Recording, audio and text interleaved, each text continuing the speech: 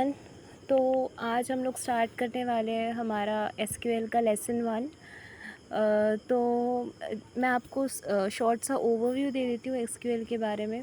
SQL generally एक database management system है, ठीक है, जिसमें आप टेबल्स क्रिएट कर सकते हैं, डेटाबेस क्रिएट कर सकते हैं, ठीक है, उनको आप अपडेट कर सकते हैं, ऑल्टर कर सकते हैं अपने हिसाब से। आप अपने डेटाबेस के एलिमेंट्स को सिलेक्ट कर सकते हैं।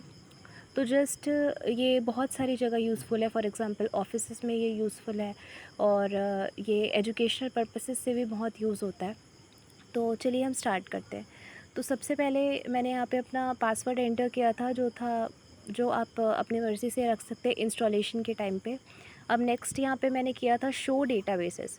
शो डेटाबेसेस मैं जब करूँगी तो मुझे जो भी इनबिल्ट डेटाबेसेस हैं और जो मैंने बाद में डेटाबेसेस बनाए, सारे डेटाबेसेस मुझे यहाँ पे शो होंगे। तो आप यहाँ पे देख सकते हो मेरे को ये फॉलोइंग डेटाबेसेस शो हो रहे हैं, ठीक है। जैसे ये इंफॉर्मेशन स्कीमा है, my SQL, performance schema, and ये SYS और ये वर्ल्ड, ये जो आपके डेटाबेस है ये इनबिल्ट थे, तो ये मुझे शो हो रहे हैं। अब मैं चाह रही हूँ कि मैं जो वर्ल्ड वाला डेटाबेस है ना उसे मैं यूज़ करूँ, तो मैं लिखूँगी यूज़ वर्ल्ड सेमी कॉमा। अब यूज़ वर्ल्ड सेमी कॉमा से मैं वर्ल्ड डेटाबेस में एंटर करती हूँ। अब मैं सिंपली क्या करूँगी, अब मैं चाह रही हूँ कि जो वर्ल्ड डेटाबेस है इसके टेबल्स मुझे शो हों, तो मैं डायरेक्टली लिखूँगी यहाँ पे query show tables semi comma. तो आप देख सकते हो मैं जैसे ही शो टेबल्स करती हूँ तो मुझे 3 टेबल्स इसमें दिख रहे हैं, सिटी, कंट्री और कंट्री लैंग्वेज के 3 टेबल्स यहाँ पे मुझे दिख रहे हैं, ठीक है।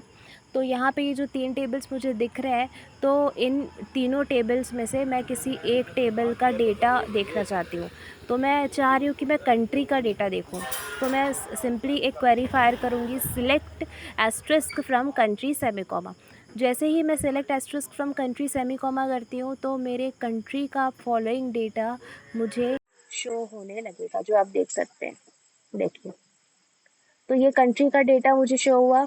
अब मैं नेक्स्ट क्या कर रही हूँ, जो मेरे इनबिल्ट डेटाबेसेस थे, अब मैं खुद से एक डेटाबेस क्रिएट करना चाह रही हूँ। तो उसका जो क्वेरी है वो है क्रिएट डेटाबेस और देन बेस का नाम। तो मैं सिंपली यहाँ पे क्रिएट डेटाबेस पीपल कर रही हूँ। अब मैं देख सकती हूँ शो डेटाबेस करके कि मेरे को पीपल वाला डेटाबेस यहाँ पे दिख रहा है कि नहीं। तो आप लोग यहाँ देख सकते हो मुझे पीपल शो कर रहा है। अब मैं चाह रही हूँ कि जो डेटाबेस है मेरा पीपल, उसको मैं यूज़ करूँ, तो मैं लिखूँगी यहाँ पे यूज़ पीपल लिखने के बाद जस्ट मैं पीपल डेटाबेस के अंदर एक टेबल क्रिएट करना चाहती हूँ, तो मैं यहाँ करूँगी क्रिएट टेबल। अब मैं टेबल का नाम रख रही हूँ नेम्स। आपको लिखना है सीधा क्रिएट टेबल, फिर टेबल का नेम, ब्रैकेट ओपन करना है, फिर उसके बाद अपने फील्ड का नाम लिखना है। फील्ड का नाम मतलब कॉलम का नाम होता है। तो मैंने फर्स्ट फील्ड यहाँ पे यूज़ किया आधार का। इसके बाद मैंने इसमें डेटा टाइप यूज़ किया है इंटीजर का।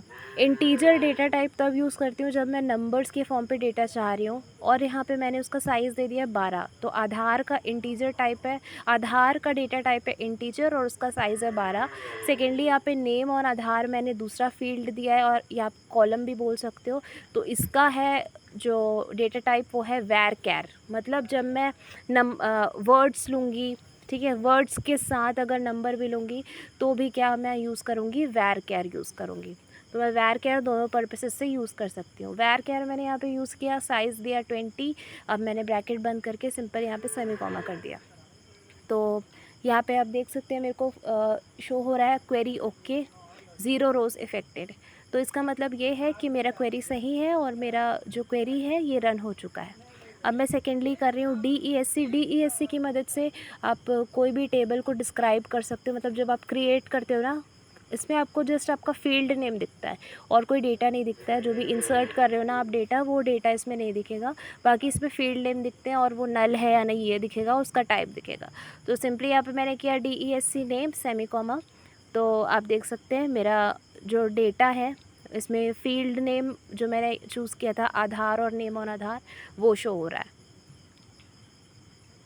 तो इस तरीके से आप कोई भी डेटाबेस को यूज़ कर सकते हैं, कोई डेटाबेस क्रिएट कर सकते हैं, किसी डेटाबेस के अंदर कोई टेबल क्रिएट कर सकते हैं। Okay, thank you. वन तो आज हम लोग स्टार्ट करने वाले हैं